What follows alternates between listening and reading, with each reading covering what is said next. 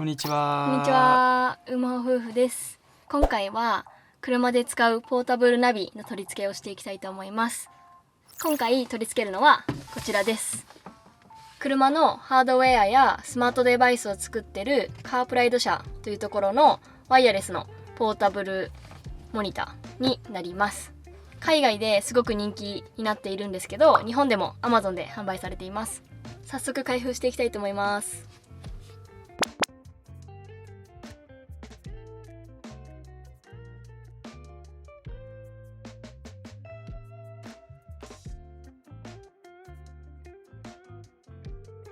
付属品はまずカーナビの本体、電源コード、シガーソケットにつなげる DC 接続のもの、音声ケーブル、あと取り付け用の部品が2種類あって、あとは最後に説明書、これ日本語も書いてありました。次にモニターの接続部分については、いくつか接続ポートがあるんだけど、まず電源端子、それから USB 端子、オーディオの端子が2つ、SD カードを入れるところ、あとバックカメラの端子になっています。取り付ける部品については2種類あるんですけど、1個目のテープで貼り付ける方についてはこんな作りになっていて、少し角度とかこんな感じで変えれるようになっています。もう1個の吸盤で付けるタイプのものについては、この本体の方の裏に吸盤がついていて、それを窓につけるときはこのまま窓につけて、窓じゃなくてダッシュボードにこう貼り付けたい場合はこの付属のプレートに貼り付けて、このプレートの裏にある両面テープでブッてダッシュボードにつける感じです。この部品についても同じく角度がこう変えられる、こんな感じでね、結構変えれるんでこっち、角度が。あとはなんかアームが伸びるらしくって、でもここ回せばこんな感じでこう結構な変化がこっちはできるから、こう上につけてねナビする人とかにはすごい良さそう。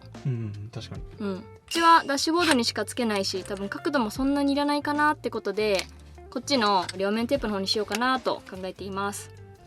つけてみて微妙だったら変えよう。ナビの後ろでこの取り付け部品をつけます。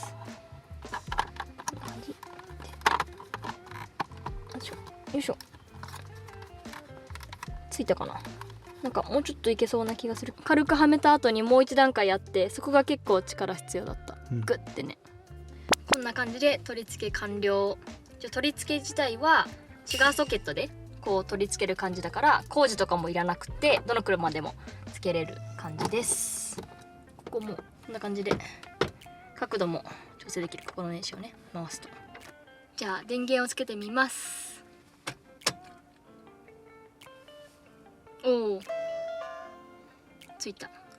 電源をつけたらこんな感じの画面になっていて、このナビは有線でも無線でもつなげるもの、あとは iPhone でも Android でもこうつなげられるものになっていて、この上の4つについては実際に無線とか有線でつなぐ時のボタンになるんだけど、一番左が iPhone と無線接続する時、その隣が Android と無線接続する時で、その隣がミラーリングの機能になっていて、こっちが iPhone、こっちが Android で、その隣が音のなんか質をこう変えれるものになっていて、 Bluetooth はこれは電話とか音楽で、あとは USB と SD カードを入れられるのと、ラジオかな、これラジオの周波数を変えられるやつになっている。で最後が設定、簡単な設定ができて、例えば言語日本語にしておきました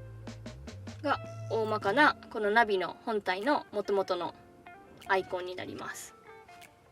早速接続してみます。我が家は iPhone なので CarPlay 接続になります。 iPhone 接続します。しばらくすると多分つながるはず。つながりました。こんな感じで無線でもつながる。いくつかね、CarPlay で設定したアプリがここに反映される形になります。じゃあナビを開いてみよう。こんな感じで反映します。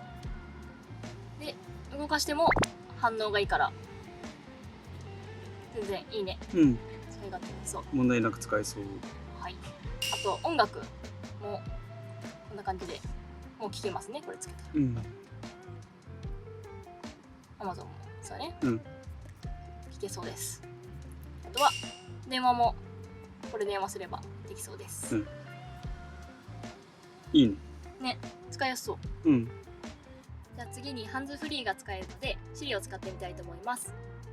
今うんちゃんの携帯つながってるからお願いします。Hey Siri。近くのコンビニ。お探しの場所が複数見つかりました。その中の1件は太いのセブンイレブン相模原。あなたの携帯も反応してる。本当だ。ごめん。なんで？本当だ。もう一回もう一回。Hey Siri。近くのコンビニ。お探しの場所が複数見つかりました。そのうち1件は太いのセブンイレブン相模原津久井太市製当店です。ちゃんといけてるこ。ちらでよろしいでしょうか。音声もいけそうだね。ね、結構音いいね。うん。わかりました。何電が？話をかける。または日順を調べることができます。終了何をしましょう。Siri 終了。それでは。バイバイしちゃっいけるじゃん。た。ね、使えそう。これ今モニターから音声が流れてるんですけど、結構いいね。うん。全然聞き取りやすい。ね。十分そうだね。うん。Hey Siri、Amazon Music を開いて。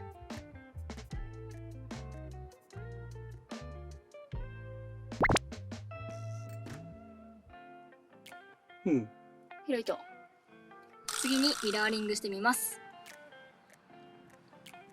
iPhone の方で設定するとちょっと時間かかるかもしれないけど、来た。はい、来ました。これが画面ミラーリングで iPhone の様子がこのまま投影される感じです、うん、じゃあ YouTube 開いてみよこんにちは。です。う。私たちはこれがこうカープレイの中にないアプリでもこう映せる、うん。 YouTube とかね。そうね。あ、いいね。これちなみに音量もここで。見れるからしました。あ、いい。今回は細い角材を音質いいねやっぱり。うん。空間を広く見せる工夫をしました。